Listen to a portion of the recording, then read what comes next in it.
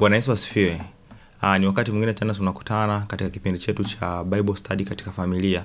Kama ilivyokuwa desturi yetu, kama desturi ya familia yetu, tunakutana wakati kama huu kwa ajili ya kuweza kujadili yale mambo ambayo tumekutana nao katika usomaji wa neno ambao ulifanyika mchana.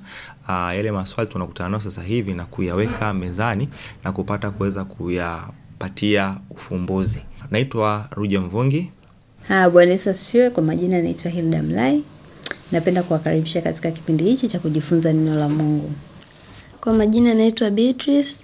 Karibuni katika kipindi chetu. Asante sana. Sasa tunakwenda kufungua kwa maombi kwa ajili ya kuweza kuanza kipindi. Asante Bwana Yesu kwa hii neema ambayo umetupatia. Asante kwa wakati ambao umeruhusu tuweze kulijadili neno lako.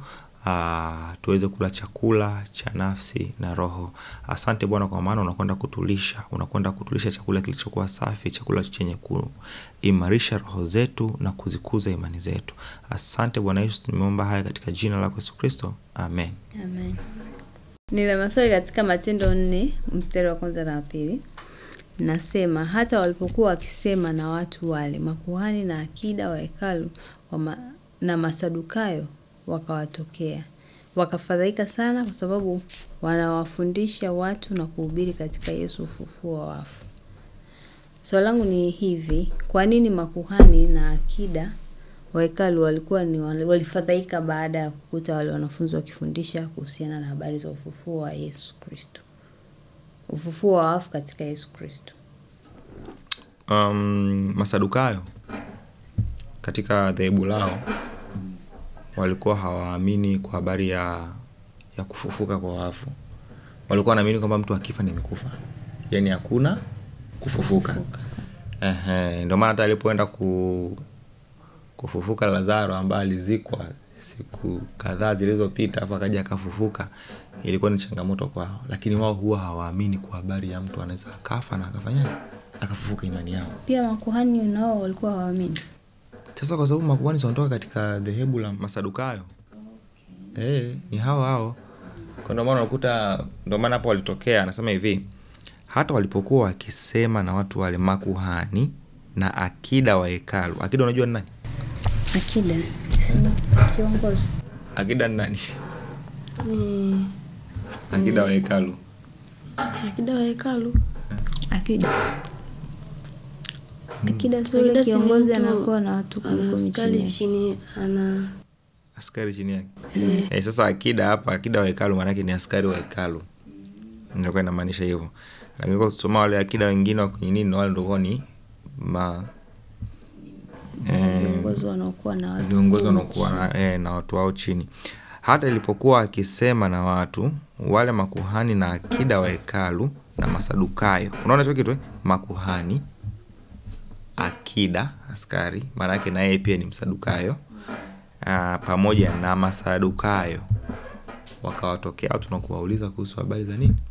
Za ufufuo wa Yesu. Yaani Masadukayo, makuhani na akida wote ni imani moja, ni dhehebu moja.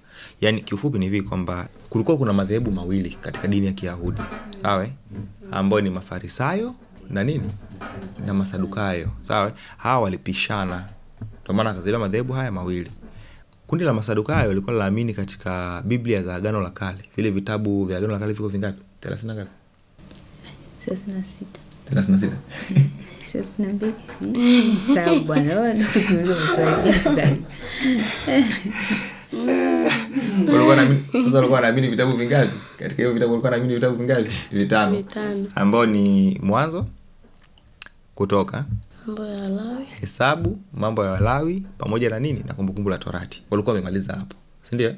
Alafu walikuwa hawaamini kwa habari ya malaika. Sijui kuna malaika, sijui nini na nini. Pia walikuwa hawaamini kwa habari ya wafu kufufuka.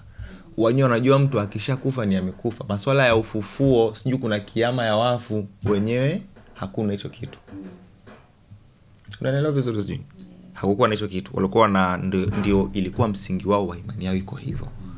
Unaona, sijui malaika sijui kamtokea sijui nani na nani. Mariamu hakuna. Wenyewe hawaamini kuhusu habari hizo. Walikuwa wanaamini nini? ndio hivyo ambavyo wanaweza kuamini vitabu hivyo na imani ambayo wanaweza kuiona hapo mbele yao na vile kufuata zile sheria na ule mfumo wa kuendesha zile ibada za kwenye hekalu. Ndio walikuwa wanafuata hizo sheria zao na hivyo vitu vingine. Lakini sasa Mafarisayo walikuwa wanaamini vitabu vya Torati vile 5, wanaamini na vitabu vya manabii na vitabu vya historia. Walikuwa wanaamini vitabu sio vya kina Danieli, sio vya kina Isaya, sio vya kina nani. Walikuwa wanaamini Mafarisayo. Masadukayo walikuwa hawaamini. Sio kitabu cha Danieli? Hamna kitu. Ndio nabii hao. Hawana hivyo vitu. Walikuwa hawana. Kwa hiyo Mafarisayo walikuwa wanaamini vitabu vya Torati na vitabu vya nini? Vya manabii. Unaona?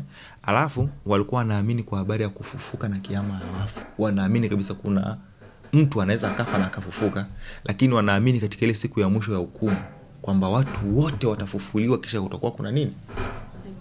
Kuna kiyama, ile hukumu ya mwisho. Walikuwa wanaamini kwa habari ya malaika. Unaona hicho kitu walikuwa wanaamini kwa habari ya malaika. Kwa hiyo sasa ndo unakuta samani. Kwa hiyo hapo wanafunzi wa Yesu wao walikuwa wako kwenye imani gani hapo? Hawapo kwenye Masadukayo wala Mafarisayo. Sasa ndio walikuwa kwenye imani ya Yesu. Imani ya Yesu. Kwa sababu mwanzilishi wa hii imani ni Yesu Kristo. Anasema kwamba mwanzilishi wa imani, maana yake yeye ndio imani yake akatuachia sisi.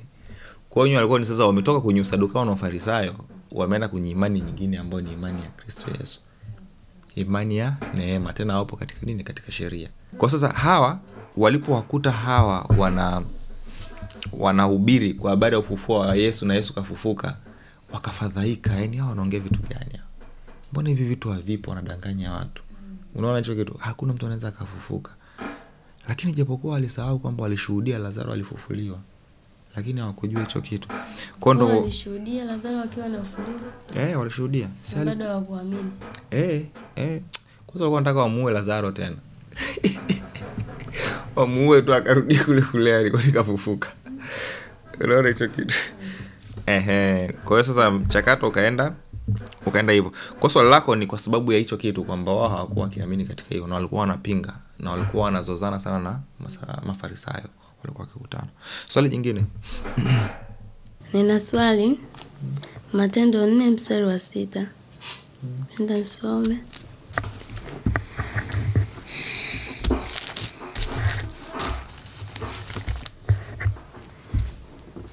Na Anasi kuhani mkuu na Kayafa pia na Yohana na Iskanda na wote wale waliokuwa jamaa zake kuhani mkuu. Hapa swali langu ni huyu kuhani mkuu alikuwa na kazi gani? Kuhani mkuu kazi yake ilikuwa ni nini? Kuhani mkuu bwana, kazi yake alikuwa na kazi kubwa 2. Kama 3 hivi tuseme, kazi kubwa kuliko zote. Kazi ya kwanza ilikuwa ni kusimamia makuhani wote. Makuhani wote yeye ndo anafanyaje? Anawasimamia. Kazi ya pili ilikuwa ni kubeba dhabihu, sadaka, kubeba sadaka ya upatanisho. Kila mwaka nibebe mara hii na kupeleka mbele za Mungu sadaka ya upatanisho ya watu wote wa Israeli. Kwa ile sadaka alikuwa anaibeba na kwenda kuifanyaje? Kwenda kuitoa. Lakini pili alikuwa anafanya sadaka ya upatanisho wa dhambi, kuingia patakatifu mara moja kwa mwaka mzima. Kwa alikuwa hawaingii watu wengine. Zaidi yake tu kwamba alikuwa ni yeye mwenyewe. Hivyo hilo alikuwa anasema kwa mfano kuhani mkuu anakiingia patakatifu asipotoka wanamvuta. Ndio hiyo ya kuingia mara moja kwa mwaka. Sasa inakuwaje anaingia na kufia huko? Si kama akutimiza yale masharti na vile vigezo wa kuandaa hiyo ibada. Kama alikuwa na dhambi akaingia anaweza akafa. Kama aliingia labda alikuwa amenajisika anaweza akafa. Ndio maana zamani katika Agano la Kale mtu ambaye alikuwa ana zamu ya kuingia patakatifu alikuwa kwanza anatoka anakwenda kupatana na watu wote. Anauliza jirani, hivi biti nilikugombeza siku moja sijui ulifanyaje, nilikukosea kitu fulani. Bana nisamee bana na zamu. Nimekusamea. Alienda bana anga. Yaani sehemu zote ambazo alikuwa na nilivi anajua kwamba nilifanya vibaya na kwenda kutengeneza kwanza. Ili sije akajikuta ameenda alafu harudi. Kwa ukienda huko Ukiwa na dhambi unavutwa urudi tena. So unakufa, unakufia kule kwa sababu haruhusiwi mtu kuingia kule. Anaruhusiwa kuingia yeye peke yake. Kwa hiyo anamfunga kamba yenye kengele mguuni. Ile kamba inabaki nje kwa anaingia. Kwa hiyo wanakuwa wanasikiza ile kengele. Anakuwa anafanya tendele. Maana yake anatembea, anazunguka, anafanya ile ibada, anamwaga ile damu kwenye kiti cha rehema, ile sanduku anamwaga ile damu kwa anazunguka. Kwa akisikia ile kengele unajua tu anatembea, yuko hai. Wakisikia kumenyamaza tu siku dakika 5-6, wanajua kashakufa. Kwa wanavuta ile kamba na wao unakuja. Wanakutoa nje. Bwana, tushukuru tu Yesu alikufa msalabani kwa ajili ya dhambi.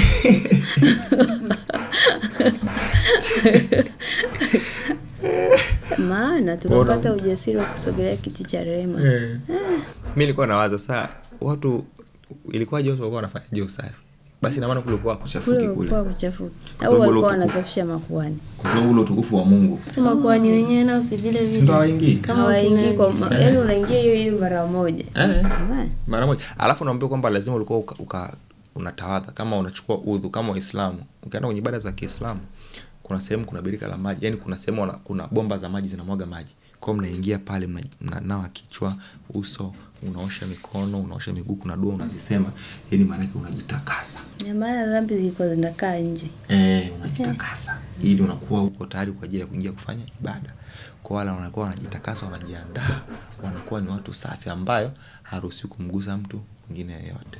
Yaani kama wewe umeshajitakasa mimi nikaje nikugusa hivi au wewe kanigusa, tayari mimi nakuwa najisi nikote nikarudi tena kazi hiyo. Yaani sasa hapo ibada lazima ishiriwe kuanza.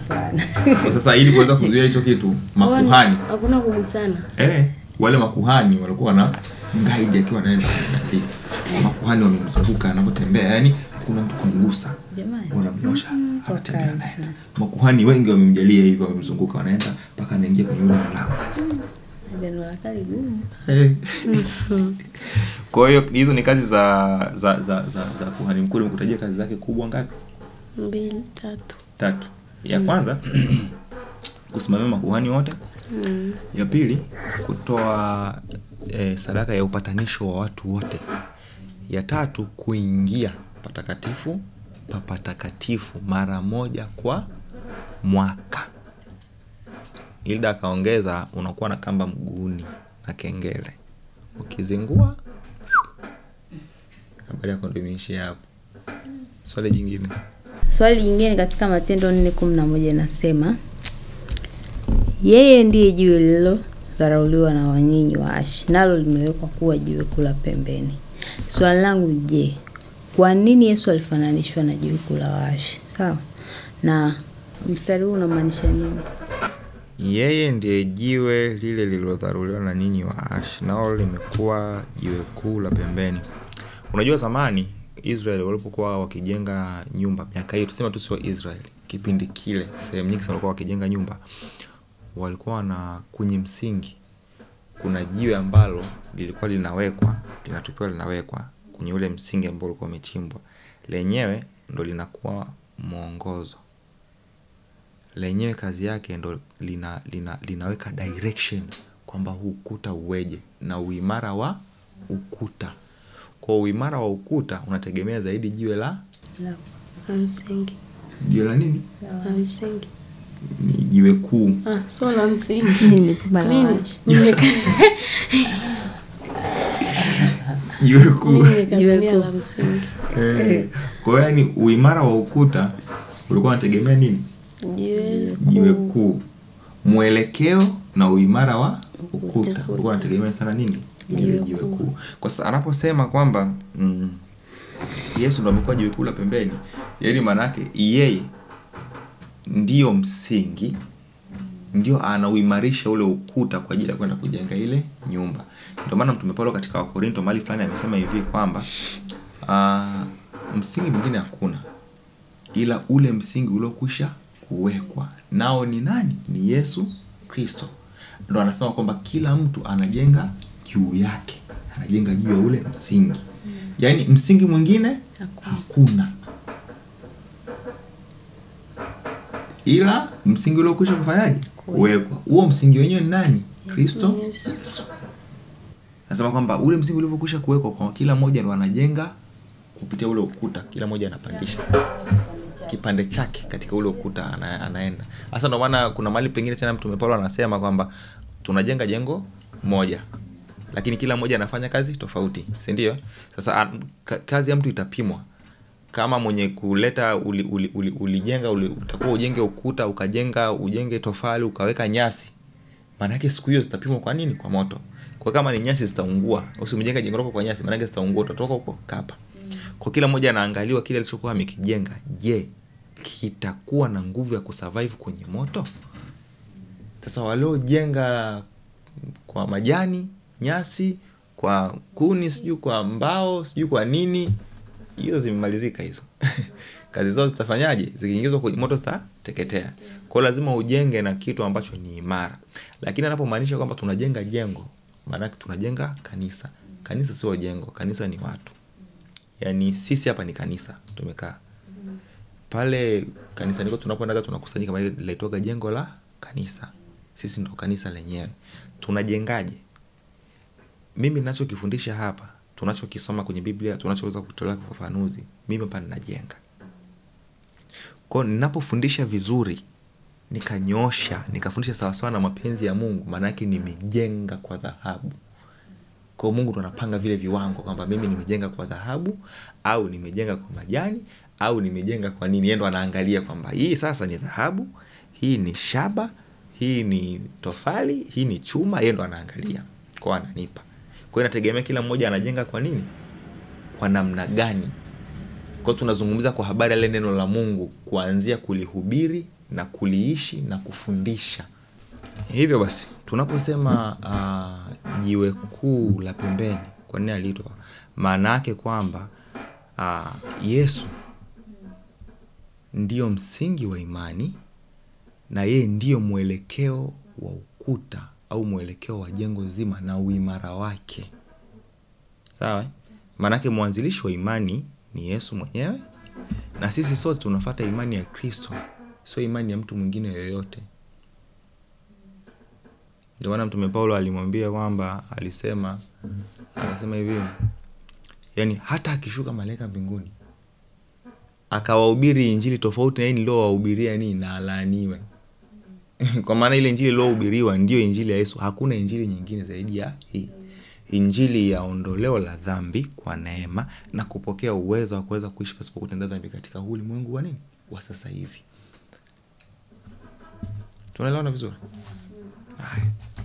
Na swali lingine, Matendo 4:5. Hata asubuhi wakubwa na wazee na waandishi wakakusanyika Yerusalemu. Hapa swali langu ni, hawa waandishi walikuwa wanafanya kazi gani? Hao ndo wale ambao waliandikaga Biblia ya Agano la Kale? Waandishi kazi yao kubwa ilikuwa ni kutafsiri sheria, kutafsiri ile Torati. Yaani unajua ile andiko miaka ya zamani huko kipindi hiko. Kwa mpaka nyakati hizi zinakuja tunakutana na waandishi, kwa sababu mwanzo kwa waandishi hawakuwepo. Tunakutana na waandishi katika kipindi cha Agano Jipya. Lakini wao ndo walikuwa wanafanyaje? Kazi yao ilikuwa ni kutafsiri na kutoa mwelekeo sahihi wa namna kuweza kuzishika zile sheria na namna kuweza kuzitenda na kutembea nazo na vitu vingine. Unaona, kwa ufupi, kwa kuhitimisha, walikuwa wanafafanua Torati. Walikuwa wanafafanua Torati kwamba iliandikwa hivi, wao kazi yao ni kufafanua, kuelezea, kuichambua vizuri. Kwa mtu paka anakuwa anaelewa, yani wanaiweka wazi kiasi kwamba mtu yoyote asipate udhuru kwamba mimi sikuelewa hivi, sio wenyewe hawataki hicho kitu. Swali jingine, Matendo 4:16 inasema, wakisema tuwafanyie ninyi watu hawa, wakisema tuwafanyie nini watu hawa, maana ni dhahiri kwa watu wote wa Yerusalemu kwamba ishara mashuhuri imefanywa nao, wala hatuwezi kuikana. Ni kwa nini viongozi, kwa nini ishara na miujiza vilifanyika lakini hao viongozi hawakuziamini? Yaani wao waliziona ishara za Yesu, waliona ile matendo, lakini walikuwa ni wapinzani wakuu wa habari za Yesu. Why? Cha kwanza, jinsi wana theolojia wanavyosema, cha kwanza Sasa hii ni hata kwa Biblia pia. Hii ni kwa Biblia. Biblia inavyosema. Inasema hivi. Kwanza walikuwa wanaogopa kwamba wakimwamini Bwana Yesu, ile nafasi waliokuwa nao ya uongozi ambao waliaminiwa na Warumi, ile nafasi ingeweza kuja kuchukuliwa ikatolewa mahala pao wao. Walikuwa wanalinda vyeo vyao tu. Walikuwa wanalinda vyeo. Wanaelewa kweli lakini wanalinda vyeo. Ndio maana ukisoma katika Yohana sura ya 11 pale Yesu alipokwenda kumfufua Lazaro, si ndio? Ni kitu ambacho walishindwa kuweza kukipinga. Lakini wakasemaje kwamba tukimwacha hivi watu wote watamwamini. Na wakisha kumwamini, Warumi watakuja kupaondoa mahali petu pamoja na nini? Na taifa letu. Kwa maana gani? Kwamba yani kama watu wakimwamini Yesu kwa wingi, wataonekana tena wenyewe hawana nguvu ya ushawishi ya utawala. Sasa Kaisari akisha kuja kuwa watu wenyewe nimewapa watawala, kumbe hata nguvu ya utawala wenyewe hawana. Yesu ndo anatawala. Kwa hiyo angeweza Yesu kumshift Kaisari, angeona mshift Yesu pale. Sasa Yesu wewe ndo kiongozi, hawa ndio wako. Nimeongea tu kitu kama hiko. Lakini tu wenyewe walikuwa wana target kwamba in case wakamwacha Yesu akaendelea kufanya miujiza mingi, alafu nao pia wakaiamini, yani vyao vinakuwa viko hatarini. Unaona hicho kitu? Lakini pia ni sababu ya pili ni kuifanya mioyo kuwa migumu kutokuamini. Unaona, cha kwanza ni vyeo na kulinda ile maslahi ambayo walikuwa wanayapata, lakini pia ni mioyo kuwa migumu kwamba tumeona ndio lakini hatuamini. Unatuambia nini? Hatutaki kufuata. Kwa maana yake ni mioyo mizito. Kwa mioyo yao hakuwa imefanyaje? Imelainika. Ila inashangaza sana. Inashangaza. Kutokuziamini jina la Yesu na kazi za Yesu kwa sababu ya cheo. Na walimuona live. Na sisi ambao hatujamuona lakini tunaamini mbona. Lakini mbona mpaka hata sasa hivi watu wako huku na waamini kuhusu hizo habari. Sio hao tu, hata wengine wapo pia. Lakini wenyewe pia wafanyaje? Hawaziamini hizo habari. Wamefungwa nafsi zao. Fikra zao zimepotoshwa. Wamefungwa, fikra zao zimepotoshwa. Kwa wasikii A wala wasikii B. Sawa. Swali lingine ni katika Matendo 4:34. Nitapenda kusoma Matendo 4:34 hapa. Inasema, wala hapakuwa na mtu mmoja miongoni mwao mwenye mahitaji, kwa sababu wote walikuwa na viwanja na nyumba waliviuza, wakaleta thamani ya vitu vile walivyoviuza. Swali langu linalenga sana hapa. Wala hapakuwa na mtu, linalenga sana hapa 34. Wala hapakuwa na mtu mmoja miongoni mwao mwenye mahitaji, kwa sababu watu wote walikuwa na viwanja au nyumba waliviuza, wakaleta thamani ya vitu vile walivyoviuza. Hii swali langu liko hapa. Ni kwa nini nyakati hizi kanisa haliko kama lilivyokuwa kanisa la kwanza? Nyakati hizi. Yani unazungumzia yani kama vile kugawa vitu shirika, watu wauze mali zao na mashamba walete pale, watu walikuwa wagawane. Kanisa la kwanza walifanya vitu vyote shirika kwa moyo mmoja na kwa nia moja. Wanauza vitu vyao, wanagawana na kisha hamna mtu mwenye uhitaji. Lakini sasa hivi katika kanisa la sasa watu wengi ni wahitaji. Watu wengi wana shida, lakini hakuna ile kama kanisa la kwanza walivyokuwa wakifanya. Na sasa hapa cha kwanza pia ni labda tuseme kwamba upendo umepoa, upendo umepungua tofauti na zamani. Bwana Yesu alitabiri kuhusu hizo habari. Upendo umepoa. Sasa uone kama ni changamoto kama katika kanisa. Sisi wa Kristo upendo umepoa. Yaani upendo umepungua kabisa. Ndio maana Yesu alisemaje? Alisema alitoka katika ukisoma ile Mathayo sura ya 24. Anazungumza kwa habari, anasema hivi. Nyakati za mwisho, kwa sababu ya uasi kuongezeka, upendo wa wengi utafanyaje? Utapoa. Kwa kinachobiti hapa, kinachoangaliwa hapa maana yake ni uovu. Uasi umezidi sana. Kwa sasa hivi mtu anaogopa kumfanyia upendo mtu hivi tu kwa sababu anaogopa mazingira, hajui mtu anamfanyia upendo anaweza kumlipa kitu gani. Kwa sababu uasi umekuwa nini? Lakini Mungu lazima tutende wema, tusisubiri kulipa. Si ndio maana akasema hivi kwamba unaweza ukajikuta wewe uuze mali zako sasa hizi hapa ukagawa, unaenda unagawa wapi? Yaani katika kanisa tufanye vitu shirika. Yaani hii kitu uone. Kwa wale wahitaji labda. Mimi ni mimi, changu ni changu. Sasa wewe tuchukue mfano, unaona nguo ngapi? Una nguo zimejaa kwenye kabati pale, yani paka nyingine zimepunguza nyingi tu. Haya, nguo mtu tukao tu wanazo nguo 2. Unaona manguo mangapi pale? Mbona ugawi? Kanisa unafikiri unahitaji wangapi pale vile hawana nguo? Lakini ingilikuwa tu kama kweli una upendo, ungebaki na nguo hizi 2 tu zinakutosha. Hizo nyingine gawa. Hizo zote za nini? Toshi 2. Tavaa Jumatatu, Jumanne, Jumatano. Kwani tatizo lilikuwaje? Kitu cha pili ni watu kujitegemea wao badala ya kutegemeana. Kwa hiyo unakuta kila mmoja anakuwa sasa hivi kila mtu anajitegemea yeye kama yeye. Kwamba mimi nafanya kazi, najiwekezea, nafanya hivi ni kwa ajili yangu mimi mwenyewe. Sitaki kwenda kuomba msaada kwa mtu mwingine yoyote. Ni mimi mwenyewe. Yule mtu akisha kuwa na hilo wazo, uwezo kwenda kumconvince kwamba auze vitu alivyonavyo eti akagawe kanisani. Kwa sababu tayari ana ubinafsi tayari ndani. Anajiangalia yeye, hamwangalii mtu mwingine. Lakini pili kingine pia unakuta uaminifu wa viongozi wetu wa dini. Unakuta wengi sana washaumizwa na viongozi wa dini. Wameumiza, fanyeni hivi, watu wanatoa fedha, wanatoa nini, alafu mwisho wa siku kumbe yule anazitumia kwa ajili ya matumizi yake binafsi. So kwa ajili ya matumizi ya kumnufaisha Kristo. Unaona? Kwa sababu ziko kama hizo na nyingine ziko kadha wa kadha, ziko nyingi tu za maisha sasa hivi na zamani. Unaona? Lakini hapa nimekutajia sababu 3. Sababu ya kwanza nimekuambia kwamba ni upendo kupoa. Unaona? Lakini sababu nyingine kwa sababu ya uovu umeongezeka. Sasa hivi huwezi jua hata mtu unamtendea wema.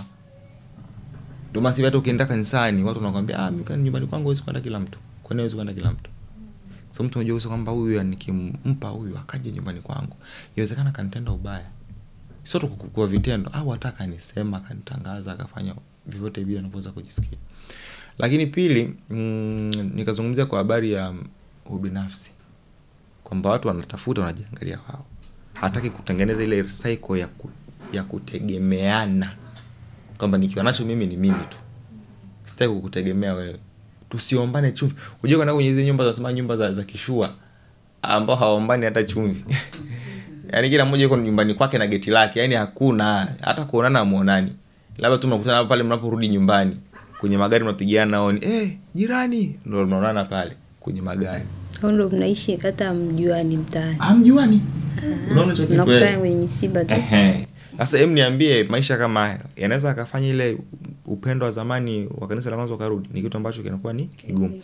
Lakini kingine ni viongozi wa dini kutokuwa waaminifu kwa wale ambao wanaoongoza.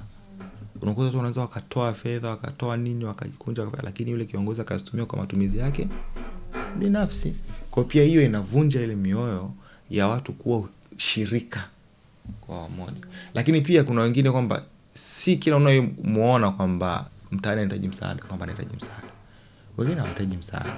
Ila tu wanaingia pale kwa namna fulani ambayo wana mambo yao wanataka wayafanye. Unakuta kuna kundi la kutaka msaada naye kashajichomeka. Lakini kumbe ni yake Yesu msaada ni kitu kingine. Lakini kuna wengine pia hawastahili kuweza kupewa hiyo misaada lakini wanahitaji kupewa hiyo misaada. Kwa wanakuwa wana pretend. Kuna mwingine hapa saizi anapita anatembea huku kumbe ni biashara yake. Anajifanya anaomba anasukuma kumbe ni nini? Ni biashara. Sasa kama unatoaga afu kugundua kwamba wanakuchezea mchezo. Next time uweze ukatoa. Unaona hicho kitu. Kwa hiyo kuna sababu kama hizo, sababu kadha wa kadha zinaweza kufanya kwamba wale wa zamani wao wa zamani na wa sasa wawe wa sasa. Wale wa zamani walijazwa Roho Mtakatifu kweli kweli. Yaani walikuwa wenyewe na hizo wazo zijajazwa Roho Mtakatifu. Walikuwa wanamwangalia Kristo katika kipindi kile nyakati zile. Walikuwa hawana eti mali, sijui nini. Walikuwa hawana hizo issue ni kumwangalia Kristo anasema nini na kunyoosha moja kwa moja katika habari ya ushuhuda, kushuhudia habari ya Yesu. Basi wamemaliza. Sisi tuna mambo mengi. Babati hapa nikienda huko kuhubiri natakiwa nije na Pampers, nije na maziwa, nije na nini. Kwa mambo ni mengi rafiki yangu, kwa sababu hujaanza kuja kuongea tena habari za kukaa ushirika na sisi tuna nini, unaona okay ni hivyo. Lakini nadhani umenielewa hiyo mifano michache ndio nimesema, si ndio? Sawa. Kuna mtu mwenye swali? Maswali yameisha? Okay. Naam, tumefikia tamati ya kipindi hiki katika siku hii ya leo. Tukutane tena wakati mwingine katika kitabu cha Matendo ya Mitume sura ya 5. Asanteni sana na Mungu awabariki. Amen. Amen. Barikiwa Tanzania.